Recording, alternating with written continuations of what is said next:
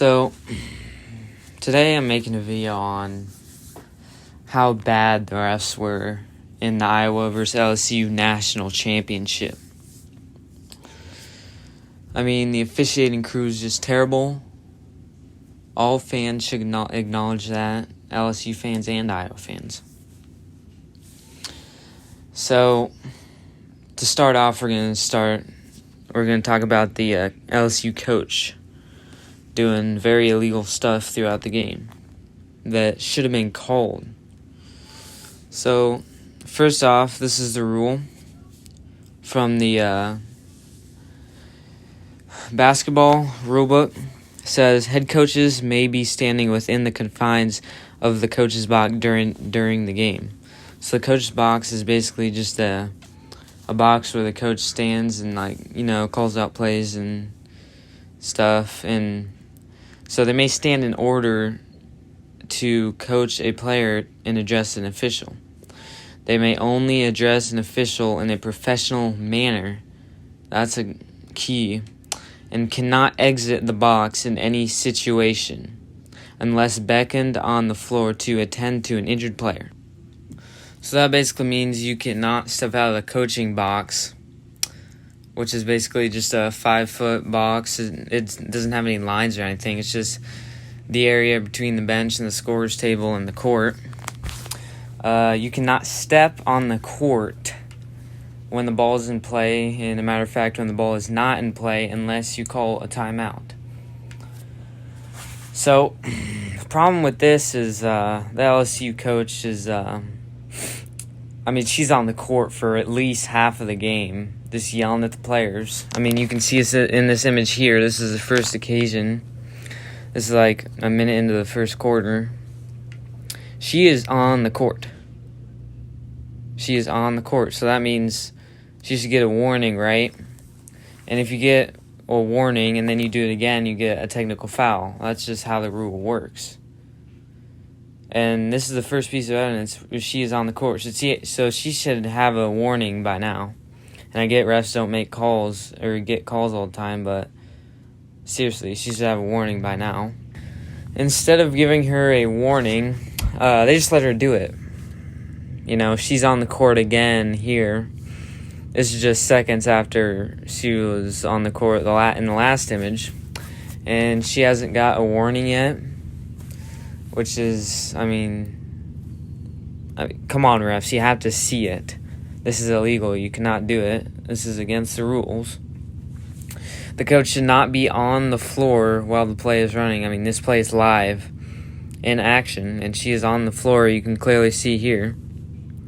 That's outside of the coach's box, so she should have gotten a warning on the last one. So this one, they should blow the whistle and call it technical, right?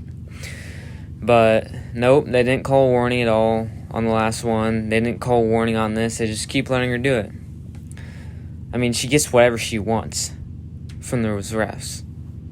She can just do this all game without any consequence. That's the problem that's starting to arise in this game. The refs aren't calling this. It's ridiculous.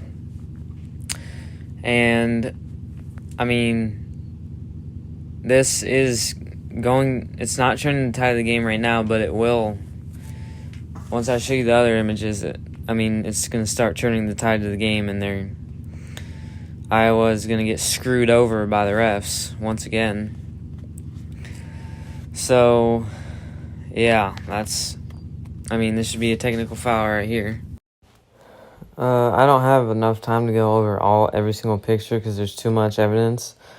But I'll just put a slideshow on all of them.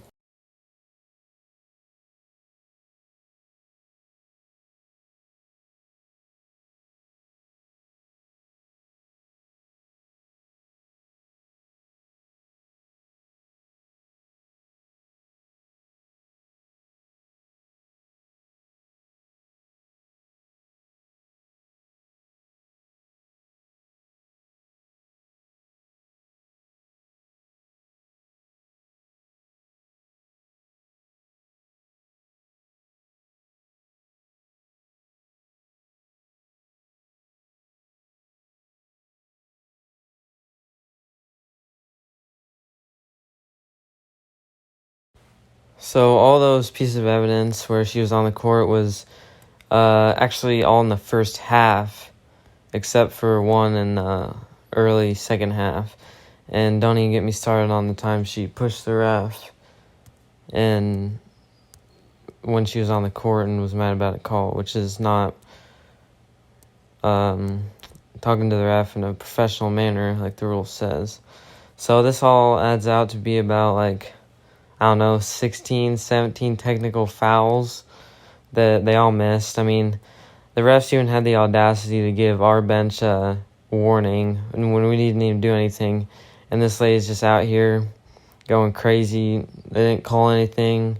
The ref had to push her back, and the ref still didn't call anything. Like, I mean, come on now. Really, that's just terrible. I mean, the officiating crew is just not good at all. So now we're going to talk about the other thing is Angel Reese at the end of the game. She was doing some questionable stuff towards Caitlin Clark and the players, like throwing up signs and stuff.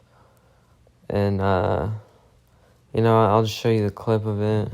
It should be a technical foul. And Angel Reese knows a ring is coming.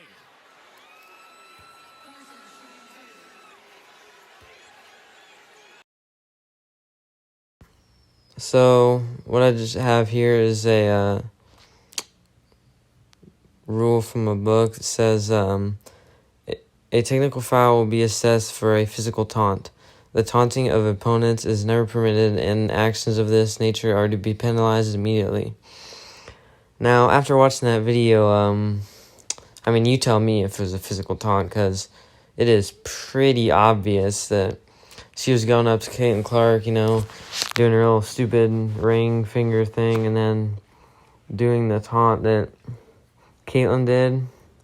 But, this is a whole different level. I didn't even show you the clip where she was doing it over and over again for like 10 seconds. Caitlin did it after they called a timeout and she was walking towards the bench. She just did it for like half a second. But what Angel Reese is doing is way worse and on a different level than what Caitlin did. And if you watch the game, you should have known this. And I really do not know how they missed this technical foul. It's so annoying. Even if it's not in the game, even if this game's over, call it technical because the game is still going. Iowa was obviously not going to win, but the game is still going. Now, I saw one article that said, I think the title is Angel Reese is a role model, whether you like it or not. From this, taunting a player, throwing up the ring thing, it really does not seem like someone I'd want my son or daughter to emulate. That's for sure. I wouldn't let my daughter do this. But I didn't even talk about any of the other technical fouls on Caitlin Clark or whatever. I didn't talk about like all the bad calls because I wish I could, but it just take too much time for me. And one more thing I'd like to address is that Angel Reese, she doesn't even make the GPA requirements for Player of the Year. So, that's not a role model. The only way I could see it being a role model is what not to do. And, and they even had the audacity to give Angel Reese the most outstanding player of the tournament, even though she doesn't have the GPA requirements to get Player of the Year. So why would she be eligible to get Player of the Tournament? Someone please answer that question. And she shouldn't even win it anyway, even if she was eligible, because Caitlin Clark put up historic numbers. She had the record for the most points. She set the record for the first 40-point triple-double in a tournament game. I believe she set the record for the most threes, and I think she was up on that high on that list of the most assists in an NCAA tournament. She had back-to-back 41-point games in the Elite Eight and Final Four. She didn't end up winning the championship, but she still dropped 30 points and 7 assists in the national championship. So, I mean, by all means, that award should have went to Caitlin Clark. But, I mean, they just decided to give it to Angel Reese because she got double-doubles. But we all know that Caitlin Clark had a way better NCAA tournament than Angel Reese did. And it sucks that I couldn't address all the calls in this video, but I made this because, I mean, this needs to be addressed. These refs need to be fired. This is the worst officiating that the NCAA women's and men's tournament has ever seen.